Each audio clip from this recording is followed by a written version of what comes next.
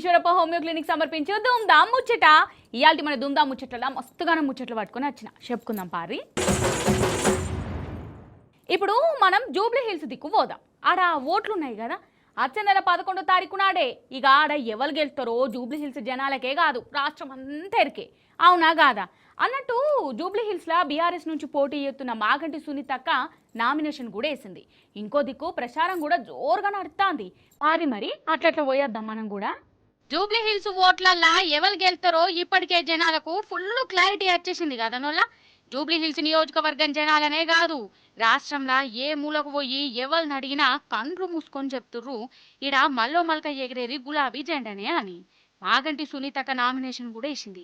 సునీతక్కెంబడి రామన్న, హరీష్ అన్న, తలసాని సీనన్న తహసీల్దార్ ఆఫీస్ కు పోయిర్రు. నామినేషన్ పత్రాలు ఇచ్చిర్రు. ప్రచారం జోరుగా నడుతుందోళ్ళ. జూబ్లీ హిల్స్ ఏ గల్లీలో చూసినా గులాబీ జెండా రేపరేపలే కనబడతాయి. బీఆర్ఎస్ లీడర్లు బాకీ కారట్లు పంచుకుంటా 2 ఏళ్ల సంధి షేయిపాటి చేసిన మోసాన్ని కళ్ళకు కట్టినట్టు వివరించుకుంటా ప్రచారం చేస్తాను. సునీతక్క ఏ ఇంటికి పోయినా సొంత ఆడపడుచు లెక్క చూసుకుంటూరు ఇక్కడి జనాలు.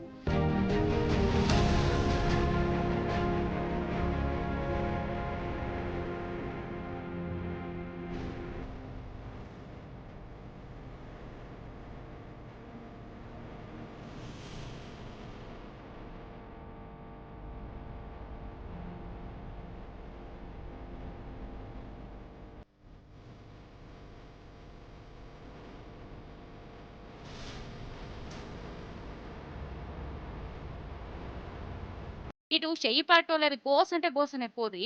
ఓట్ల కోసం పోయిన లీడర్లను జనం ఎక్కడికక్కడ నిలదీస్తూనే ఉన్నారు. హైడ్రాతోని ఆగం చేసిన రేవంత్ అన్నను పొట్టు తిడుతున్నారు.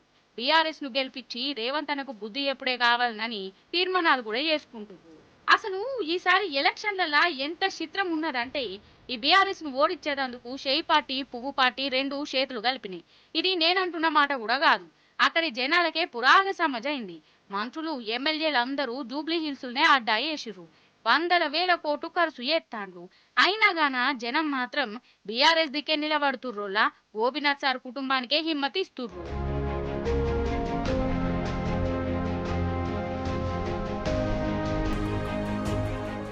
10 ఏళ్ల అభివృద్ధికి 2 ఏళ్ల అరాచకానికి మధ్యన జరుగుతున్న ఎన్నిక. 10 ఏళ్ల పారదర్శక పాలనకు ఈ 2 ఏళ్లుగా జరుగుతున్న అవినీతి పాలనకు మధ్యన జరుగుతున్న ఎన్నిక. 10 ఏళ్ల రైతు బంధు పాలనకు 2 ఏళ్ల రాబంధు పాలనకు మధ్యన జరుగుతున్న ఎన్నిక. ఇది వ్యక్తుల మధ్యన జరుగుతున్న ఎన్నిక కాదు. మీరు జూబ్లీ హిల్స్లో గట్టిగా కాంగ్రెస్ పార్టీకి దిమ్మ తిరిగే విధంగా మీరు తీర్పునిస్తే తప్పకుండా రాష్ట్రం మొత్తంలో కూడా పేదలకి న్యాయం జరుగుతుంది, పేదలకు లాభం జరుగుతుంది. 1,67,00,000 మంది ఆడబిడ్డలు ఎదురు చూస్తూ ఉన్నారు ఈ ఆడబిడ్డ గెలుపు కోసం. ఆ 1,67,00,000 మంది ఆడబిడ్డలు నెలకు 2,500 రూపాయలు ఏదైతే 100 రోజుల్లో ఇస్తామని చెప్పారో 2 ఏళ్లు గడిచినా ఇవ్వకపోతే వారందరూ కూడా అసహనంతో ఉన్నారు, కోపంతో ఉన్నారు. ఈ ఆడబిడ్డ గెలుపుతో తప్పకుండా మాకు నెలకు 2,500 వస్తాయని చెప్పి వారందరూ ఆశిస్తూ ఉన్నారు. వయసు మళ్ళిన పెద్దలు నెలకు 4,000 రూపాయలు వస్తాయని చెప్పి కాంగ్రెస్ పార్టీ ఇచ్చిన గ్యారంటీ కార్డును చూసి మోసపోయిన వారు ఈరోజు ఆశిస్తూ ఉన్నారు. మాకు 4,000 పెన్షన్ రావాలి అంటే మాగంటి సునీత గోపీనాథ్ గెలవాలి, కేసీఆర్ గారు మళ్ళీ రావాలి అని చెప్పి వారు కోరుకుంటా ఉన్నారు. కాంగ్రెస్కు చెంపపెట్టు లాంటి తీర్పునిస్తేనే ఆ 2 లక్షల ఉద్యోగాలు మాకు వస్తాయని చెప్పి మా తమ్ముళ్ళు చెల్లెళ్ళు భావిస్తూ ఉన్నారు. రైతులు తలుచుకుంటే రాజ్యాలే కూలిపోతాయి, రైతును గోస ఉచ్చుకుంటే పుట్టగతులుండయి. అవునా కాదా? 2 ఏళ్ల సంది మన రాష్ట్రంలో రైతుల పరిస్థితి ఎట్లున్నదోలా. నిజంగా మోసం అంటే మోసపోయిరా లేదా? ఓ రైతు బంధు సక్కగియలే, రుణాలు బరాబర్ మాఫియలే, ఎరువులు యాళ్ళకియలే, ఇవి జాలలేదని రైతుల భూములు గుంజుకున్నారు. అవునా కాదా? అయితే రింగు రోడ్డు రైతులు మన సర్కారుకు బుద్ధి చెప్పేందుకు ఒక పెద్ద నిర్ణయం తీసుకున్నారు. చూడాలి మీరేందో. ఫస్ట్ అయితే ఇగో గీ రైతుల మాట ఇనుర్రి మీరు. కాంగ్రెస్ ప్రభుత్వం అలాట్మెంట్ ఇష్టానుసారంగా మార్చింది. ఆ అలాట్మెంట్ మార్చామని 2 సంవత్సరాల నుంచి కూడా తిరుగుతూ ఉన్నాం మేము. వీళ్ళు కావాలని ఉద్దేశపూర్వకంగా రైతులను బలి చేసి బడాబాబులకు తొత్తుగా మారినటువంటి రాజకీయానికి బుద్ధి చెప్పాలని జూబ్లీ హిల్స్లో ఉప ఎన్నికల్లో 200 నుంచి 300 మంది నామినేషన్లు వేసి ప్రభుత్వానికి బుద్ధి వచ్చేలా చెప్తామంటున్నాం. మేము గెలుస్తాముగా ఓడతామని కాదు, ప్రజల్లో ఇంత వ్యతిరేకత, ఇన్ని లక్షల మందికి వ్యతిరేకత ఉందని రాష్ట్ర ప్రభుత్వం చేసి అవినీతిని బయటపెట్టడానికి మూసీ బాధితులు ఫోన్ చేస్తూ ఉన్నారు, హైడ్రా బాధితులు ఫోన్ చేస్తూ ఉన్నారు, లక్షర్ల బాధితులు ఫోన్ చేస్తూ ఉన్నారు. ఇక్కడ ఫ్యూచర్ సిటీ అని భూములు గుంజుకున్నాము, 15,000 ఎకరాల భూములు గుంజుకున్నాం. వాళ్ళంతా మాకు మద్దతు తెలుపుతూ ఉన్నారు. విన్నారా? అది సంగతి. రేవంత్ అన్న వినబడ్డదానే మన రైతుల మనసుల మీకు ఏ పాటు జాగున్నదో.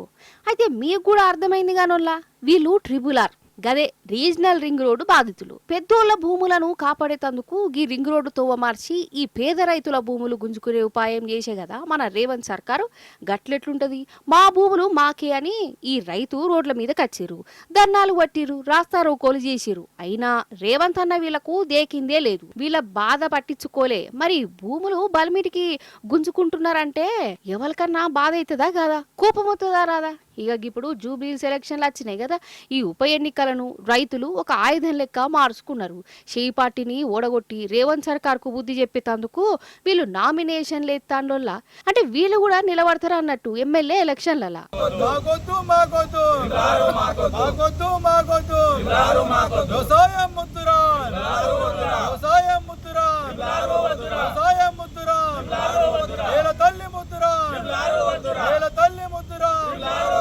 ఈ అలైన్మెంట్ మార్చకపోతే గవర్నమెంట్కు బుద్ధి చెప్పే విధంగా మేము నామినేషన్లు వేస్తాం, బుద్ధి చెప్తాం, గద్దె దించుతామని కూడా మేము రైతుల తరఫున చేయాలనేది మా ఆకాంక్ష. ఒకటేసారి 500-600 మంది నామినేషన్ వేసి వీళ్ళ గోస దేశమంతా వినిపించే ఉపాయం చేస్తుర్రు. ఒక్క నియోజకవర్గానికి 100 మంది నామినేషన్లు ఎత్తే అందరి నజరు ఇట్లకెళ్ళే ఉంటుంది కదా. అగో గందుకే అన్నట్టు ఓట్లల్లా గెలుచుడా ఓడిపోడా అటెంక ముచ్చట గాని షేయి పార్టీ మాత్రం ఓడిపోడు పక్క. ఈ దెబ్బతోని రేవంత్ అన్న చేస్తున్న ఘనకార్యాలు రైతులను సారువారు అరుచుకునే తరీకా లోకమంతా చూస్తుందని వీళ్ళ నమ్మకం అన్నట్టు. నిజంగా మంచి ఉపాయం చేసిరు కదా మన రైతులు. కానీ 2 ఏళ్లల్లా మన తెలంగాణ అందరికంటే ఎక్కువ మోసపోయింది రైతులంటే రైతులేనోళ్ళ.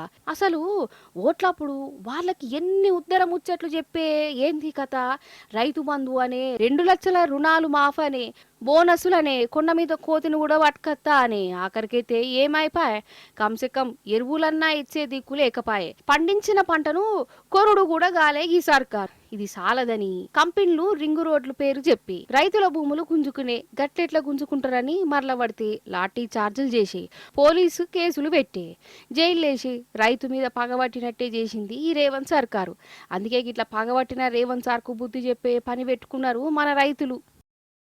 ఏదో సాత్రం ఉన్నదోలా మతికొచ్చింది, అడ్డాల నాడే బిడ్డలు కానీ గడ్డాల నాడు కాదు అని ఎరికే కదా సాత్రం, అర్థం కూడా తెలుసు కదా. అయితే ఒక తండ్రి ఉన్నాడు, కష్టపడి పిల్లలను సాధిండు, వాళ్ళకు మంచి చదువులు చదివించిండు, అమెరికాకు కూడా పంపిండు. మరి అసంటప్పుడు తండ్రిని మంచిగా చూసుకోవాలన్నా అద్దా, చూసుకోలే. మరి ఆ తండ్రి ఏం చేసిండో ఎరికేనా, చూడుర్రి మీరే ఇక. అగో వ్యవసాయ భూమిని చూసుకుంటా మురిసిపోతున్న ఈ పెద్దాయన పేరు శ్యామ్ సుందర్ రెడ్డి, మాజీ ఎంపీపీ. ఈయనకు కొడుకు బిడ్డ మంచిగా చదివిచ్చిందట, ఫారెన్కు కూడా పంపిండు. అయితే కరోనాలా ఈమె ఇంటి ఆమె కాలం చేసింది, ఒక్కడు ఉంటాడు ఇంటికాడ. మరి అసంటప్పుడు నాయనను చూసుకోవాలి కదా కొడుకు, కానీ దేకుడే లేదట, ఆయన బతుకు ఆయననే బతుకుతుండట. ఒక్కసారన్నా నాయనను చూసేటందుకు అచ్చుడే లేదట. పాపం మనసుకి ఎంత తక్లీఫ్ అనిపిస్తున్నదో కదా మీరే చెప్పుర్రి. కొడుకు కోసం గింత సంపాదించి చదువులు చదివిచ్చిన ఆఖరి రోజులలో కూడా కాంతలేడట. అందుకే ఈయన సంపాదించిన ఆస్తిని కొడుకు బిడ్డ ఉండంగా కూడా సర్కారుకు అప్పచెప్పిండు. వ్యవసాయం భూమిలా 3 ఎకరాలను దానం చేసిండోళ్ళ. అగో రిజిస్ట్రేషన్ ఆఫీస్కు పోయి సంతకాలు గింతకాలు కూడా చేసిండట. 20 ఏకర్ల నా భార్య కరోనాతో చనిపోవడం జరిగింది. అప్పుడు నేను చాలా డిప్రెషన్కి గురైన. హనుమకొండ నాకు ఒక అపార్ట్మెంట్ ఉండే, నాకు అపార్ట్మెంట్లో నా కొడుకుతో పాటుగా నేను ఉండేది. నన్ను ఆస్తి నా పేరు మీద బదలాయించాలి అని చెప్పి నన్ను కొట్టడం, తిట్టడం, బెదిరించడం చేసి ఆ హనుమకొండ అపార్ట్మెంటు ఇల్లీగల్గా ఓనర్షిప్ లేకుండా అక్రమంగా బదలాయించుకొని నన్ను మెడలు బట్టి గెంటేసిండు. గెంటేస్తే నేను ఎలుకకి నా పాత ఇంటికి వచ్చి ఇక్కడ జీవనం ఒంటరిగా వృద్ధుడైన నేను జీవనం సాగిస్తాను. తర్వాత మళ్ళీ నాకు ఎవరైనా సాయం చేస్తే మనుషులు నేను హాస్పిటల్ తీసుకుపోయడం, వాళ్ళని తిట్టుడు చేసుడు, నన్ను చిత్రహింసలకు గురి చేసి అన్నీ మొత్తానికి వదిలేసిండు. నేను మొన్న ఆడియో గారి దగ్గర పోయి 3 ఎకరాల భూమి డొనేట్ చేసి ఆ పత్రం రాసిచ్చి చేయడం జరిగింది. ఆగనట నన్ను అడిగితే ఈ పెద్ద చేసింది కరెక్ట్ పని అనిపిస్తున్నది, లేకుంటే ఏంది మరి. అరే పిల్లలు పెద్దగైనాక కన్నోలను కానకుంటే ఏందోల్లా, మరి అధ్వానం కాకుంటే వాళ్ళు ఎంత తనలాడితే గంత పెద్దగా అవుతారు. ఏదో పెద్ద చదువులు ఫారెన్ నౌకర్లు రాగానే ఇంట్లోళ్ళ ముఖం చూడకపోడు ఏం తరీకా, ఏందో ఏవో పోరి ఈ కాలమే గిట్లా పాడుపడ్డది అనిపిస్తున్నది. అన్నట్టు చెప్పుడు మర్చినా ఇప్పుడు మనం ఒక సాహసయాత్ర చూడాలి. అది చూడాలంటే కొమరంభీం ఆసిఫాబాద్ జిల్లాకు పోవాలి. గా సాహసాలు చూసేటందుకు గక్కడికి ఎందుకు యూట్యూబ్లో కొడితే బొచ్చడు వెళ్తాయి అంటారా? అట్లా అనద్దు. ఈ సాహసం ముత్తపచ్చి మనిషిగా చేసింది. ఎవలో చూడుర్రి, మీకు గజ్జు అనిపించకుంటే నన్ను అడుగుర్రి. చూద్దాం రాది సాహసయాత్రను. ఆగో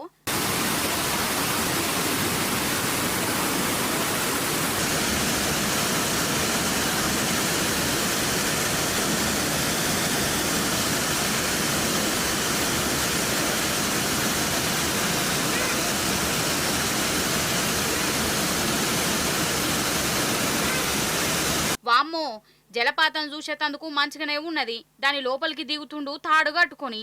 ఒకటి కాదు రెండు కాదు 75 అడుగుల లోతాట. ఇంతకు ఎవలబ్బా అంటారా? ఆసిఫాబాద్ ఏఎస్పీ చిత్తరంజన్ దాసు. అయితే లింకపూర్ మండలంలో మిట్ట జలపాతాలు చూసేటందుకు మంచిగానే ఉన్నా గాని జర్రంతా అటు ఇటు అయితే ఖతమే.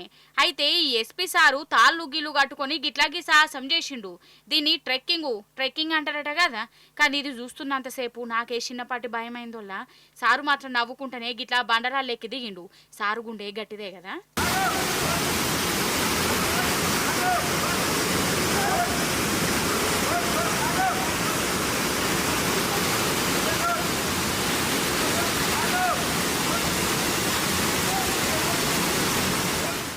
నిజం చెప్తున్నా, అసలు ఈ కాలమే కల్తీ కాలం. అవునా కాదా?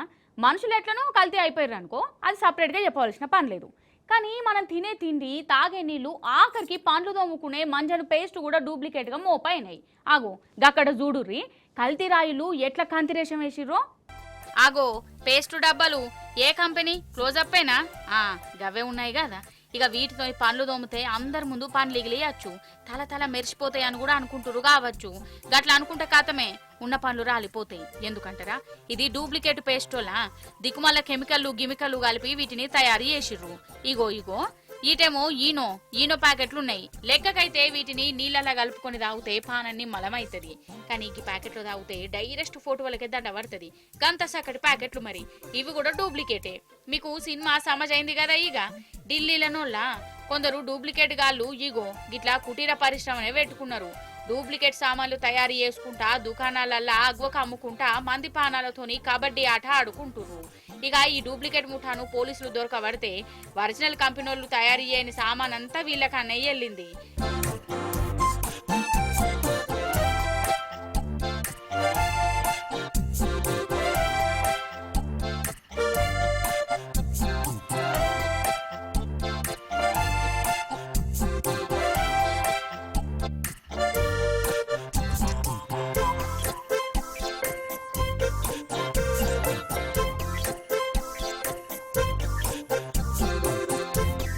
ఈడ అని కాదు, అంతటా డూప్లికేటే మోపైందోల్లా. అసలు ఏం కొనాలన్నా భయమే, ఏం తినాలన్నా వానికే ఊడుతుంది. కాదు పైసలు సంపాదించాలంటే గిసొంటి మంది పానాలతో ఆడుకునే ఈ దిక్కుమల దందా చేసుడు ఏందోల్లా. ఏదన్నా అక్కడికచ్చే పని చేసుకొని బతకచ్చు కదా. వీళ్ళ తయారు చేసే డూప్లికేట్ మాల్తోని జనం పానాలు పోతే ఎవరిది జిమ్మెదారి? పాపం దాక్తదన్న భయం కూడా లేకుండా అవుతుంది ఈ నడుమ చాలా మందికి కదా. ఆవు కానీ గుప్త నిధులు అనేటివి ఉంటాయి అనోళ్ళ. నాకు అనుమానం గంతే ఉంటాయంటారా? అయితే అనగనగా ఒక ఊరోళ్ళ ఆ ఊర్లో గుప్త నిధులు ఉన్నాయట. ఒక అక్కకు కనబడ్డాయట. కనబడ్డ ఆ గుప్త నిధులను కొందరికి అమ్ముదామని చూసిందట. బేరం కూడా నడిచింది. మరి కొన్నోళ్ళు ఎవరు, ఏ పాట అమ్మింది, ఏంది కథ అరుచుకున్నట్టు చేద్దాం పారి. అయితే ఇప్పుడు మన జనగామ జిల్లా గూడూరులో ఉన్నామోళ్ళ. ఈ ఊర్లోనే గుప్త నిధులు గవెనుల్లో సీక్రెట్ బంగారం, వజ్రాలు, వైడూర్యాలు, లంక బిందెలు ఉన్నాయట కాదు. లంక బిందెలంటే ఏంలే, రేవంత్ సారు మళ్ళా ఈ ఊరికొచ్చినా ఊరికత్తడు కావచ్చు. కానీ సారదాంక ఓనట్టున్నది. గీ ఇద్దరు అక్కల కేరికైంది. వీళ్ళే ఆ గుప్త నిధులు కొందామని చూసిర్రు. ఉన్నాయి లేని అన్ని కుదబెట్టిర్రు. మరి ఏ పాటు గుప్త నిధులు వచ్చినాయో అడుగుదాం. చెప్పక్క. దగ్గర గుప్త నిధులు ఉన్నాయి, తక్కువ రేటుకి ఇస్తా అని చెప్పి మా దగ్గరికి వచ్చింది, నమ్మ పలికింది. నిజమే కావచ్చు అని మేము నమ్మినాము. అట్లా మా దగ్గర డబ్బంతా కాజేసింది. ఒక 20 లక్షల దాకా. బంగారం ఇస్తలేదు, ఏం లేదు. ల్యాండ్ ఇస్తని కానీ ఒక భూమి కాగితం తీసుకొచ్చి ఇచ్చింది, రాపిచ్చినాని. తీరా డబ్బులు అడిగే వరకు 20 లక్షలు తీసుకుంది నా దగ్గర. డబ్బులు అడిగే వరకు పరారైంది. నాకు ఇయ్యలేదు, ఏం లేదని ఉల్టా నా మీదకే మాట్లాడింది. అయ్యయ్యో ఎంత పని అయిపోయే. మరి నీకే పాట వచ్చినాయి అక్క? ఆమె సొమ్ము ఎంచుకోవడానికి వచ్చినప్పుడు నా దగ్గర ఇంత బంగారం ఉంది, అయ్యగారి దగ్గర ల్యాండ్ ఉన్నది, ఇప్పిస్తా అని చెప్పింది. సరే నమ్మే నేను డబ్బులు ఇట్లా లక్షల కొద్ది 1,00,000, 2 లక్షలు, 3 లక్షలు ఇచ్చుకుంటూ పోయినా. ఏమైందమ్మా ఏమైంది మరి ఇట్లా ల్యాండ్ ఇస్తున్నంటివి, బంగారం ఇస్తున్నంటివి, ఇస్తలేవు, డబ్బులు ఇస్తలేవు, ఏమి ఇస్తలేవు అని నేను అడుక్కుంటూ వస్తున్నా. వస్తాయి రేపు వస్తాయి, ఎల్లుండి వస్తాయి, రేపు వస్తాయి, ఎల్లుండి వస్తాయి అనుకుంటా అట్లా డబ్బులు 25 లక్షల దాకా తీసుకుంది నా దగ్గర. తీసుకొని ఈ పాలకుర్తికి రండి, పాలకుర్తిలు ఇస్తా, ఇక్కడ ఇస్తా, అక్కడ ఇస్తా నన్ను పిచ్చిదానే చేసింది. అయినా కానీ ఆమె ఇస్తదేమో అనుకొని నమ్మి మోసపోయి అక్కడ పాలకుర్తి ఎక్కడికంటే అక్కడికి వెళ్ళినా కానీ డబ్బులు ఇవ్వలేదు. ఆగనట గౌరమ్మ అనేట ఆమె అగ్వకే గుప్త నిధులు అమ్ముతానుడుతోనే వీళ్ళకి ఆశ పుట్టింది. తాపకింత 20 లక్షల దాకా ముట్ట చెప్పిర్రట. పైసలు ముట్టినాక గౌరమ్మ గాయబైపోయిందట. ఇప్పుడు పోలీస్ టౌన్కి వచ్చి గోస చెప్పుకుంటుర్రు. కాదు గుప్త నిధులు ఉన్నాయంటే నమ్ముడే నానుల్లా? అగర్సే నిజంగా గుప్త నిధులు దొరికితే వాళ్ళే దాచిపెట్టుకుంటారు గాని అగ్వకే అమ్ముతామని ఎందుకంటారు చెప్పు? ఆ మనుడు వీళ్ళు కొంటామని పైసలు ఇచ్చుడు, ఆఖరికత్తే ఏమాయే ఇల్లు గుళ్ళైపాయే. ఇక ఎవరికి ఏం చెప్తారు చెప్పుర్రి మీరే. ఇవి ఆల్టీ దుందాం ముచ్చట్లు. మళ్ళీ ఎపిసోడ్లో ఇంకెన్ని ముచ్చట్లు పట్టుకొని వస్తా. అప్పటిదాకా చూస్తూనే ఉండు టీ న్యూస్.